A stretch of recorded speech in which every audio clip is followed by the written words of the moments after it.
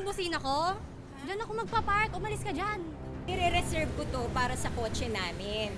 Asawa ko nagmamaneho. Paparating na siya in 5 minutes. Sa iba ka na lang mag-park. Anong sa iba mag-park? Ito na lang po kasi natitirang bakante. Tsaka bawal yung ginagawa nyo. Bawal sa batas yan. Nauna ako sa'yo dito eh. Kahit anong sabihin mo, magngangawa ka dyan, hindi ako aalis dito. Masus ka palang matanda. Kaya Ano sabi mo? Ano sabi mo? Ano sabi mo? Ano sabi mo? Basta ko ang Ma'am, bawal po dito mag-away. Ayan o, ayusin mo pagsasalita mo ha? Ma'am, mawalang galang lang ho. Nauna po kasi yung kotse ni ma'am dito, kaya siya yung papayagan namin mag-park dito, ma'am. Nauna! May signage po tayo. Bawal po yung ginagawa niyo. Tama. Pasensya na po. Ay nako, kahit magtulong pa kayo, hindi ako aalis dito. Manigas kayo. ganon. Teka. Ayan po, no?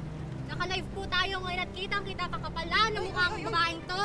Ano kachipan yan ha? Ito. Ikaw talaga ang yabang-yabang Ayan, mo. oh. Lumang-luma yung kotse mo, kaya napaghahalata na galing ka sa squatter. Naku, kayo talagang mga mahihirap. Akala mo kung ano mga gusto ninyong eksena? Ha?